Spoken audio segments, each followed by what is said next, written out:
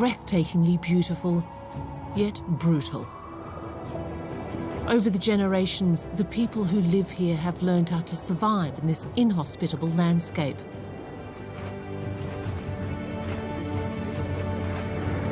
We travel through the Arctic. From Svalbard to eastern Siberia.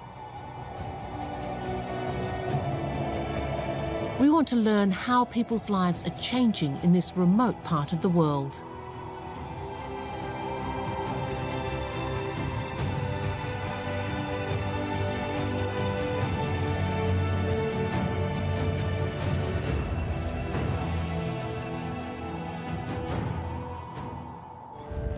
Cruising through the Arctic Ocean at 20 knots an hour.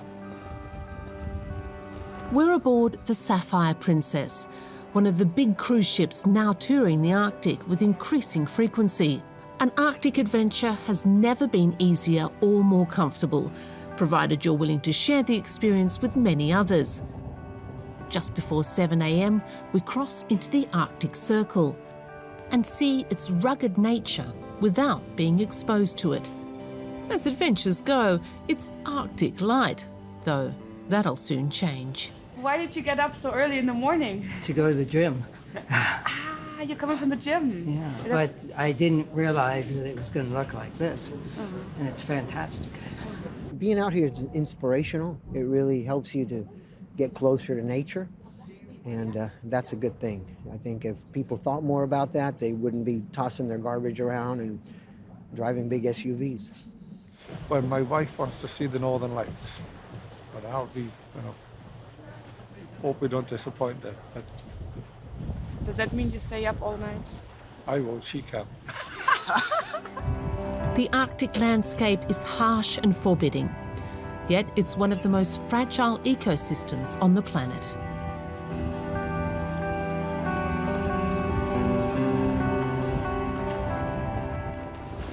The weather in the far north is temperamental. The ship with its 18 decks starts to rock from side to side.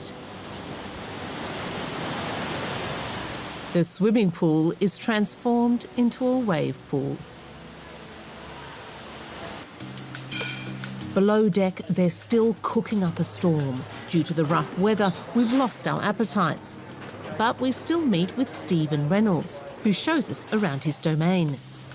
With a twinkle in his eye, he says a few guests will likely leave the ship heavier than when they boarded it.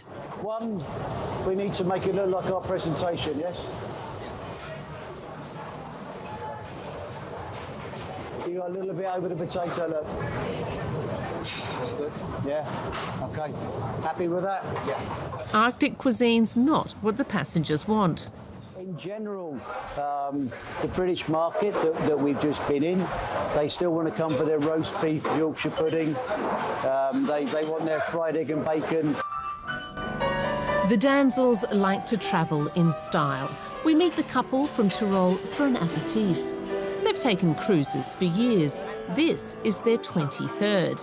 Does it bother them that this kind of holiday is increasingly viewed as environmentally unfriendly?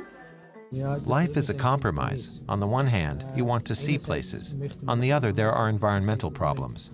But this makes the region more popular, so people see how it's changing. It's important the region becomes better known, but that's only possible if lots of people can visit it.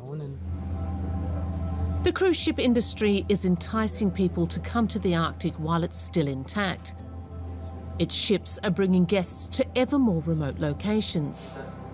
To ensure that this booming business doesn't fall victim to environmental misgivings, companies are trying to go green.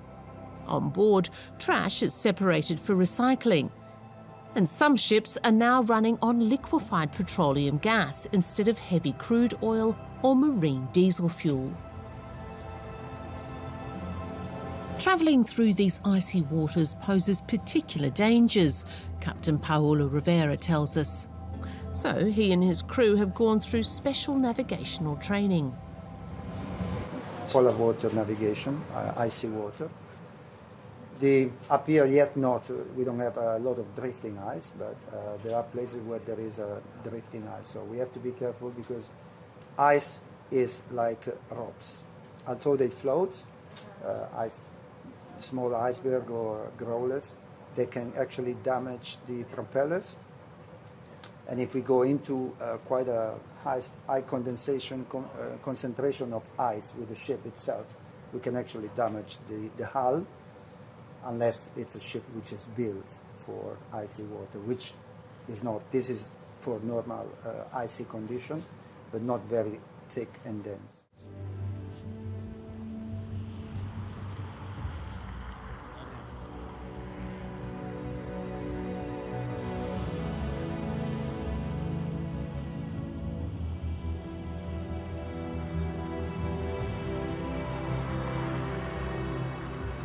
This evening we catch a glimpse of one of the Arctic's most fleeting attractions, the Northern Lights. The Aurora Borealis once inspired belief in the supernatural. Now it's something tourists film and post on social media.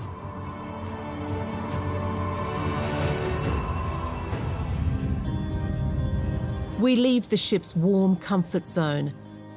From Alta, we continue on to the Svalbard archipelago.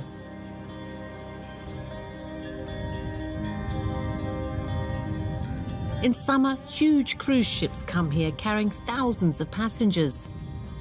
In the off-season, smaller ships dock here not far from the North Pole. It's no longer just well-equipped explorers who are venturing this close to the North Pole. The number of tourists has doubled over the last decade. Each year, 70,000 visitors descend on Longyearbyen, a town of some 2,000 residents. For the locals, tourism has become a reliable source of revenue now that mining is in decline. Still, it has its challenges.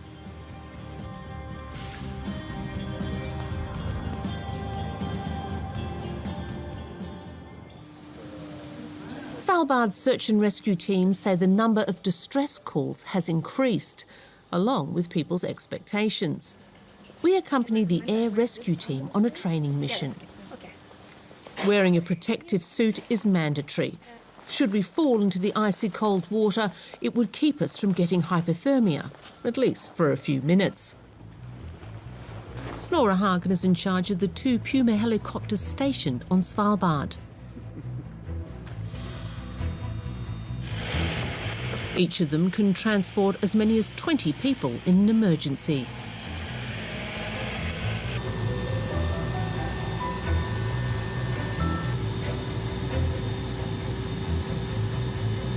Svalbard is an Arctic desert, yet it's growing ever wetter. There's more rain and less snow. We've been here for quite a few years, and it's noticeable that all the glaciers are getting smaller and retreating. So the temperature on the Svalbard is increasing quite a lot, on average. The captain of this expedition vessel has agreed to take part in the rescue exercise, as has our cameraman, who's now being lowered on a rope.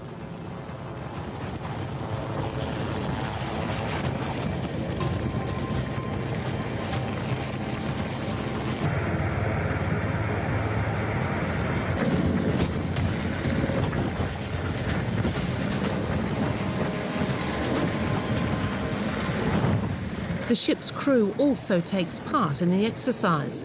They know the importance of such manoeuvres in an emergency.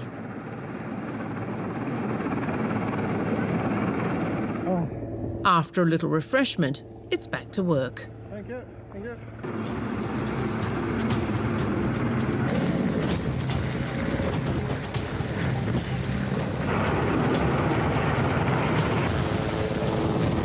If a ship gets in trouble, Snorre's crew rescues the passengers one by helicopter. Once they've all been evacuated, there's still another problem to deal with. A shipwreck full of diesel, stranded in an extremely fragile ecosystem. To give guests an unforgettable experience, Snorre says some captains take big risks in this dangerous region. The rescuers must cover vast distances. He finds the huge cruise ships most problematic. The thing is that we should always be able to help, but it might take a lot longer time than we want to. So it's all a matter of, it's a bit harsh to say, but it's a matter of getting the rescue done before people die.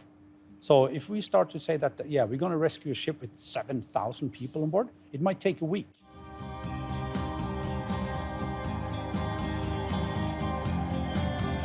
People here say that tourism needs to be steered in the right direction to ensure that Svalbard's spectacular nature is protected and that all Visitors return home safely. Maybe hold around the pole or whatever. Yeah? Or just point at the sign or whatever. Norway has sovereignty over Svalbard, but the archipelago is a visa-free zone. Russia has an Arctic outpost here in Barentsburg. To reach it, we must take a boat.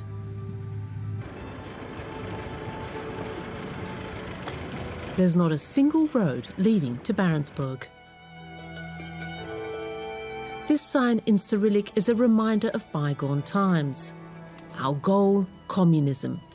The Soviet spirit where geopolitics has long spoken another language.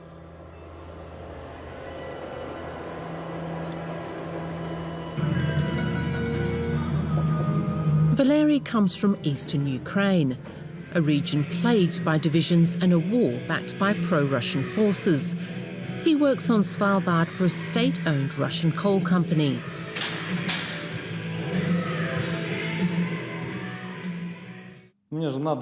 My wife stayed at home. I'm here alone. There aren't any jobs for women here. They can't earn much money here. Mining coal is hardly profitable anymore, but prospectors are drawn by other natural resources. It's believed there are huge oil and gas reserves off Svalbard's coasts. Norway and Russia disagree on who they belong to. Russia's Consul General on Svalbard serves us tea. Sergei Gushkin says his country has a good neighbourly relationship with NATO member Norway. Such conciliatory tones are rare in Russian diplomacy these days. Gushkin says the Arctic climate is too harsh for conflicts, though the friendship proves short-lived when it comes to oil. Do you have any idea what huge profits that would generate? In the billions. Everything here will turn to gold if the Russian interpretation is applied. That's why we haven't been able to come to an agreement with the Norwegians about this. Once an oil or gas field is found here, the legal disputes will certainly start. A few nautical miles away in the Barents Sea, Russia stages military manoeuvres. That fuels worries here that worse things than legal action could happen. Even if here on the hillside they invoke world peace.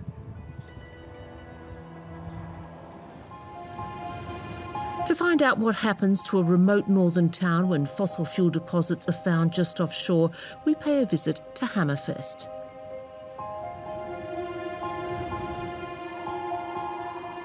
In winter, Norway's far north is plunged into darkness for 2 long months. So, for a long time, people were leaving in droves.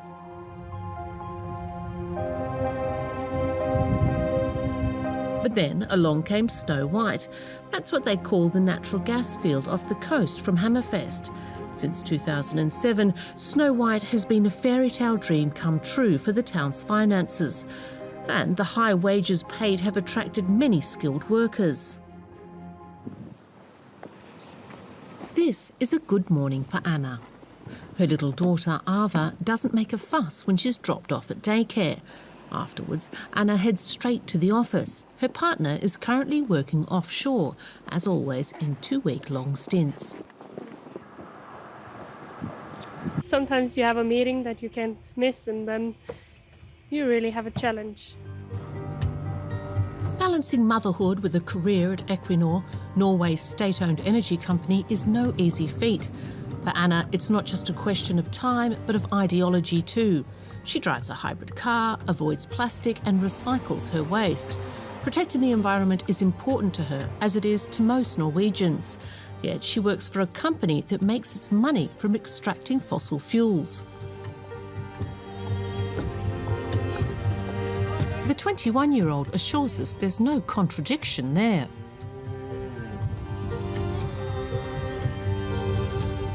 At this plant, Equinor liquefies natural gas and puts it into tanks. It also operates a pilot project. The firm separates the CO2 from the natural gas and pumps it back into the ocean floor. This process reduces the amount of harmful greenhouse gases making their way into the Earth's atmosphere. Norway cites such projects as proof of its green credentials. Yet it continues to award exploration drilling licenses in the Arctic Ocean, and its finances count on petrodollars. Environmental activists call that hypocritical.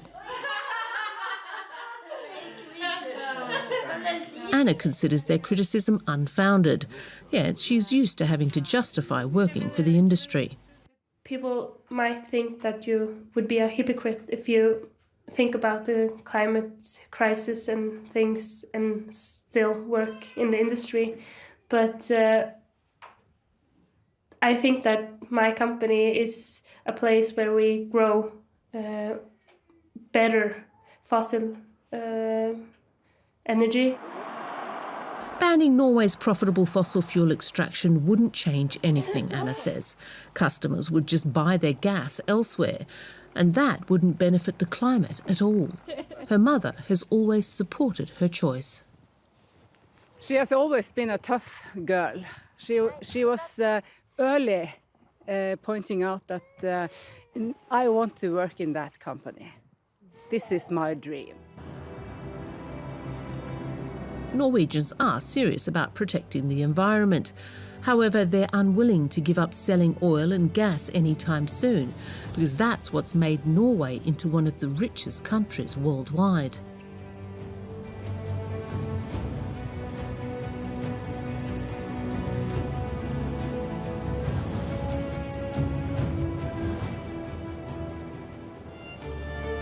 We continue our journey eastwards, from Hammerfest to Bovanenkovo on the Yamal Peninsula. In the language of the indigenous Nenets people, Yamal means the end of the world. But now the peninsula is the site of one of Russia's largest economic projects.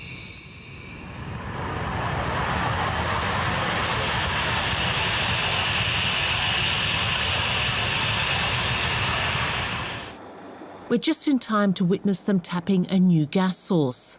Russian energy giant Gazprom has developed the Bovanenkovo gas field in record time. Sergei Salanchev won Gazprom's Best Welder title in 2015. He's accustomed to metal, fire and heat, but here he must deal with other elements too. Wind and frost. Sometimes it's minus 15 degrees Celsius. In those temperatures, you try not to work outside. But sometimes there's an accident, and you have to go out and work, whether you want to or not. Gazprom has created a small town for 3,000 workers in this secluded part of Siberia. We were only allowed to visit Bovanenkovo after receiving special permission from the state-owned Russian company. It took weeks of emails and phone calls to get it. The workers are made to feel like heroes. They're serving their country's aim to make the Arctic lucrative. But Sergei tells us the main reason they're all here. On average, workers in northern Siberia earn roughly double the amount compared to the rest of Russia. Here, they work for 30 days straight. Then they have 30 days off. Sergei's family lives a day's journey away from Bovanenkovo. Sometimes it's hard, especially at the end of your stint. Your morale sinks, and the monotony gets to you. But you pay a price for everything in this life, so this is quite okay. The warming of the Arctic is a boom for Russia's economic ambitions. The section of the Northeast Passage along Russia's coast is now ice-free more often, making it easier to export Siberian gas. Goods coming from China by boat can also reach Europe quicker. And Russia plans to profit from this.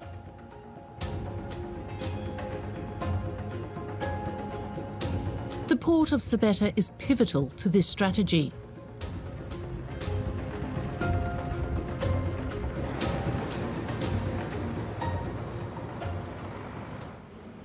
But that doesn't leave much room for these nomadic reindeer herders. In the shadow of the drilling rigs, they fear the loss of their homeland.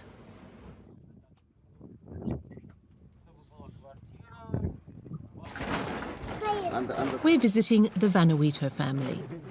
They belong to the indigenous people known as the Nenets. They've lived here for centuries and are perfectly adapted to the inhospitable conditions in the Arctic. But now these nomadic people must contend with industrial sites, train tracks and streets. Drilling is underway for oil and gas on the Nenets' grazing land, endangering their traditions and culture. You call this a fridge. I call it a paria. It stands on legs like this, so we can stack meat, fish, and so forth up there. Then they stay fresh for a long time.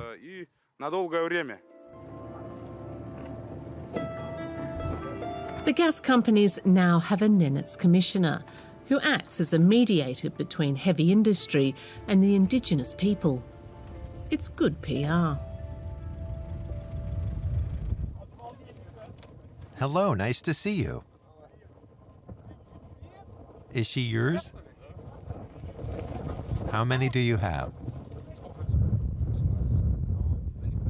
Sometimes the companies donate firewood or a generator to the Nenets. Though Grigory tells us this hardly compensates for what they've lost due to industrial expansion.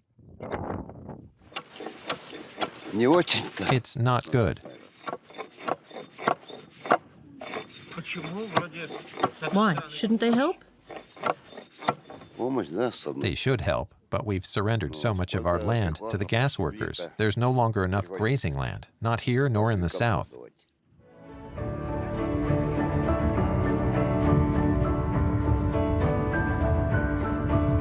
A source of food, clothing and transportation.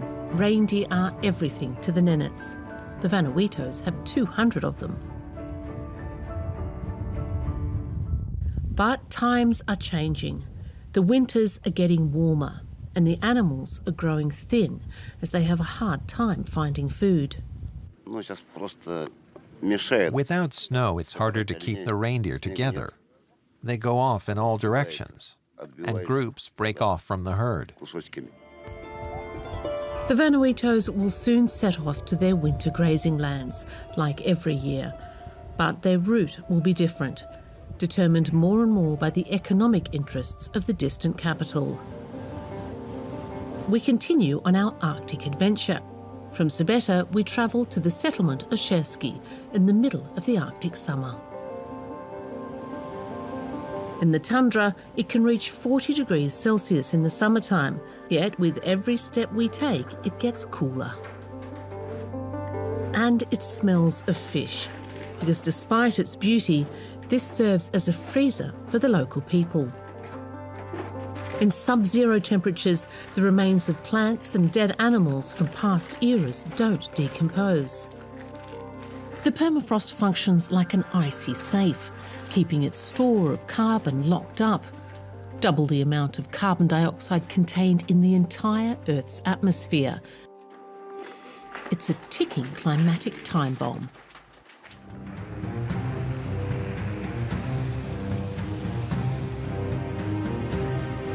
Sergei Tsimov thinks he knows how to keep it from going off. But first, the Russian scientist wants to show us the problem. He takes us for a ride on the Kolyma River, which is frozen over most of the year.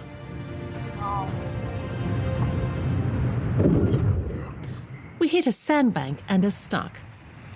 Sergei Tsimov, a highly regarded member of the Russian Academy of Sciences, has to get out and push. Our cameraman steers while I film.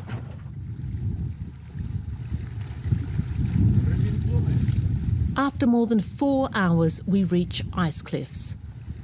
But the sound of running water soon makes it clear Siberia's permafrost is melting. This my crops sleep close to 50,000 years. Now they wake up, and I hear they start to breathe and produce smell. The organisms start eating right away, and in doing so they transform carbon into carbon dioxide. In our area, there's so much of it that Europe's climate will become unbearable if it all thaws out. The speed at which the ground is releasing greenhouse gases is exceeding scientists' most dire predictions. Back to Sergei's plan. Large creatures once roamed the mammoth steppe. We collect evidence of that within minutes, surrounded by swarms of mosquitoes. The remains of bison, horses, and woolly mammoths. Wherever people appear, unspoiled nature disappears. In Russia, there's still a lot of open spaces. It's our duty to restore the natural variety that our forefathers witnessed. Zimov is a scientist who wants to put his theories into practice. So, over 2 decades ago, he began resurrecting the Ice Age with his Pleistocene park. Together with his son Nikita, he chopped down trees and planted ancient grasses. Then they introduced yaks and bison. The herbivores are tasked with a huge responsibility: slowing the pace of climate change. In December, a thick blanket of snow insulates the ground from the cold. The horses, on the hunt for grass, dig around in the snow and tramp it down. This allows the permafrost to freeze more thoroughly, which protects it from thawing out in the summer.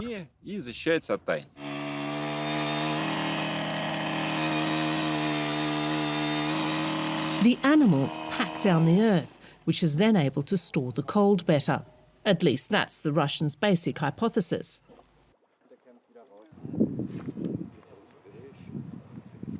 Sergei Zimov puts it more bluntly. He calls his park a battlefield. The fight between an ecosystem that's ill-equipped to combat climate change and the Ice Age one he aims to resurrect.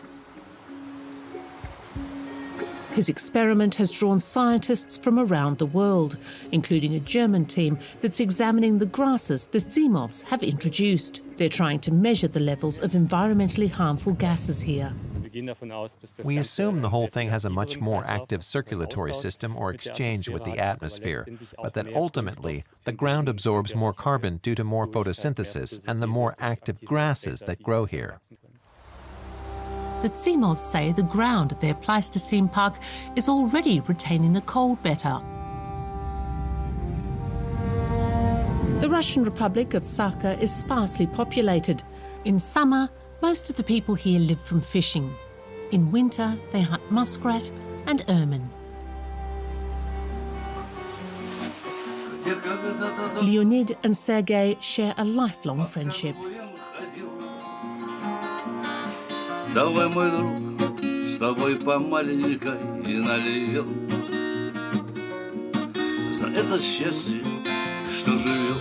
But they have different views on climate change. No, I don't believe it, period. Nothing's changed. Everything's the same as always. Yet, just months before, the banks of the permafrost behind Leonid's house melted, causing an entire lake to slide into the Kolyma River. There are billions of lakes like that, where the water flows in or out. That's normal. It doesn't have any effect on nature. On my life, yes, but not on nature. Zimov says that long ago some people refused to believe the Earth was round. Today, some refuse to believe climate change is happening, or it simply doesn't bother them. Russians don't fear global warming. They'll say, we're looking forward to it and preparing for it. The Europeans, Americans, North Africans, and Asians must sound the alarm, those already feeling the negative effects of global warming.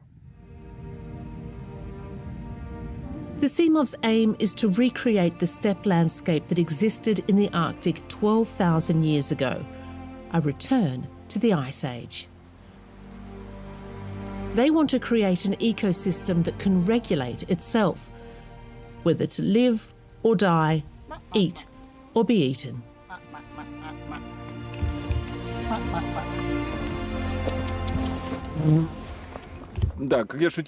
Ultimately, I let a lion or a tiger in here and say, now this is your park. Then I turn around and leave. That's a joke, but I do want the system to become balanced, resistant, and expand on its own beyond our current borders. Sergei can even imagine that one day woolly mammoths will be grazing here alongside the bison. I don't want to leave my grandchildren and great-grandchildren this sad northern landscape in which only mosquitoes feel at home. I want to leave them the species-rich nature of our forefathers, the kind of nature that stabilizes the climate and feeds millions of people. Sergei has often been accused of playing God, but he argues it's just the opposite. He's simply trying to restore what humanity began destroying centuries ago.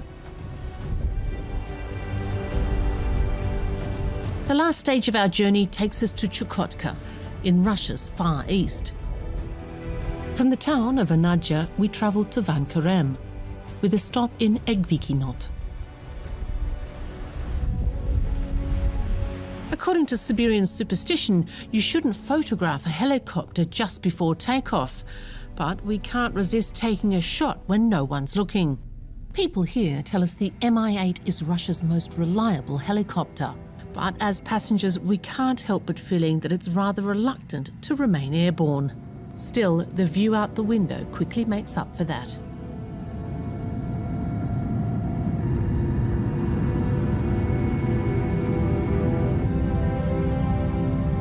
After an hour and a half, we land in Egvikinot. Another storm is brewing, so we change modes of transport from helicopter to triple-axle jeep.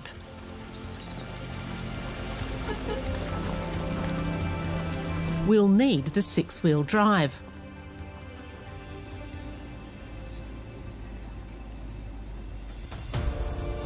North of the Arctic Circle, the roads come to an end.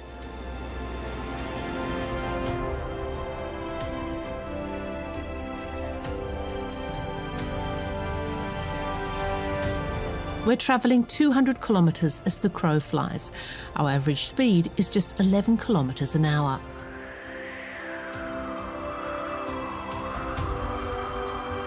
As the uppermost layer of the permafrost has thawed, driving here is like taking a mud bath.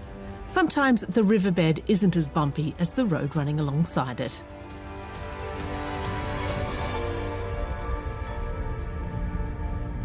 At some point, we stopped counting the number of flat tyres.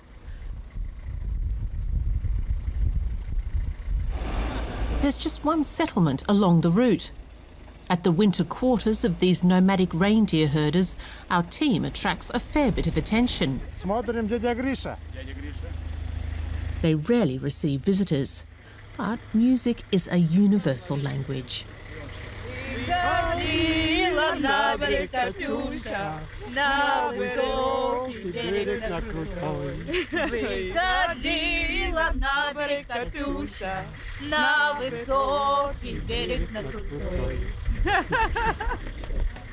We're in the Chukotka Autonomous Okrug, home to the indigenous Chukcha people. Double the size of Germany, it has just 50,000 residents.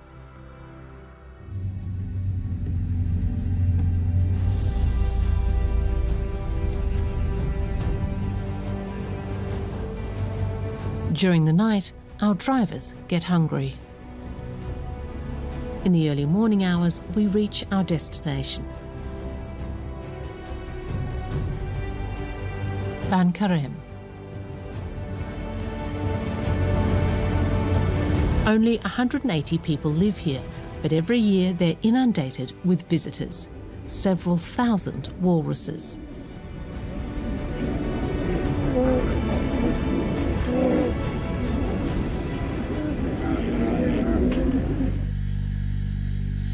spend the next few days with Sergei Kavry, a member of the indigenous Chukchi people. He belongs to a family of marine hunters. He wants to pass on his knowledge to his nephew Yuri.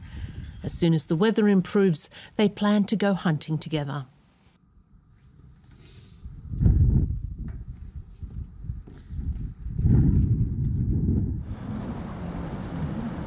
Sergei tells us that the Chukchi live from walruses. He takes us to see their colony. Sergei has noticed changes in the marine mammal's rhythm of life. He says the walruses, which can weigh several tons, are spending longer periods on land. Lounging around on the ice is no longer an option.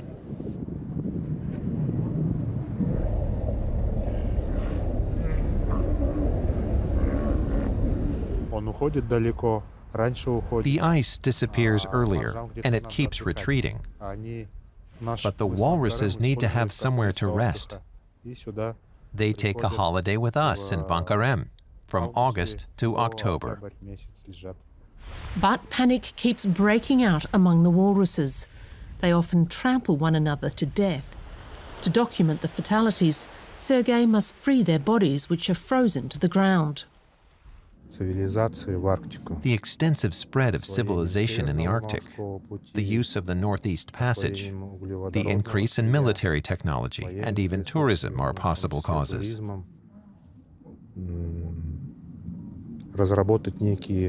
We need rules and regulations that help the walruses and reduce their panic.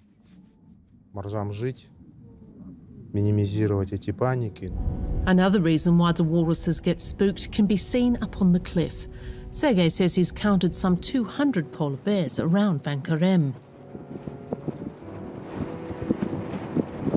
The Chukchi have always lived alongside polar bears, so Sergei knows when it's best just to leave. The polar bear is suddenly looking too interested in us. In our religion, we believe that you're descended from an animal. My brother, for example, descends from a polar bear. They told me, to my great disappointment, that I'm the descendant of a wolf. Not too long ago, a polar bear scented something edible right in front of Sergei's kitchen window. The more their habitat melts away, the closer these predators get to humans. That's why even the smallest children here learn how to use a flare gun. Once a year, Sergei pays a visit to the primary school in Bankarem. Here, he teaches children how to avoid a confrontation with a bear. A bear. A bear, right. And who can tell me which direction the bear went? North. Children can go to school in Bankarem until the 5th grade. After that, they must attend boarding school. Far from home. People here say that during that time, they often forget their own culture and language.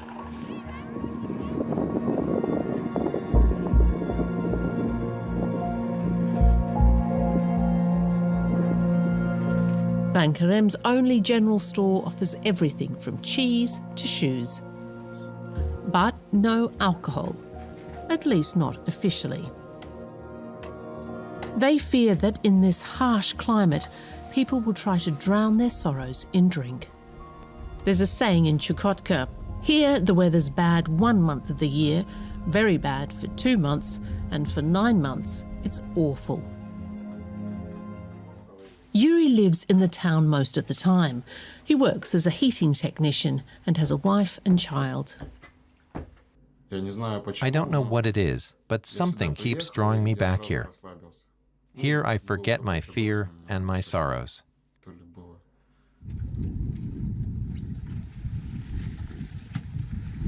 For Yuri, today is a special day. He'll be leading the harpoon team for the first time. People here go for months in winter without seeing the sun. But these men tell me nothing compensates for that better than walrus meat. They say that it's safer to kill the animals in water than on land.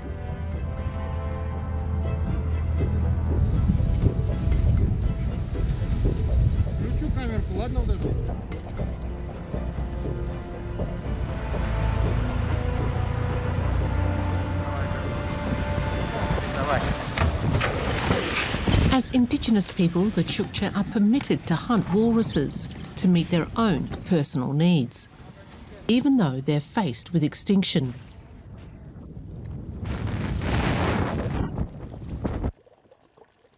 Sergei says that his people are also threatened with extinction.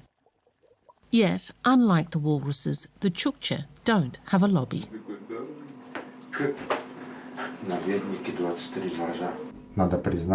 Whether in this region or any other, the few indigenous peoples on this earth have never inflicted great harm on nature. And that's something you can't say of white people. Our journey along the Arctic Circle ends here, where only the Bering Strait separates Russia from Alaska. We fought our way through thousands of kilometres of this bleak and inhospitable landscape. People here have long braved the elements and forces of nature, but now they're confronted with immense changes which will alter their lives, their homeland, and our world forever.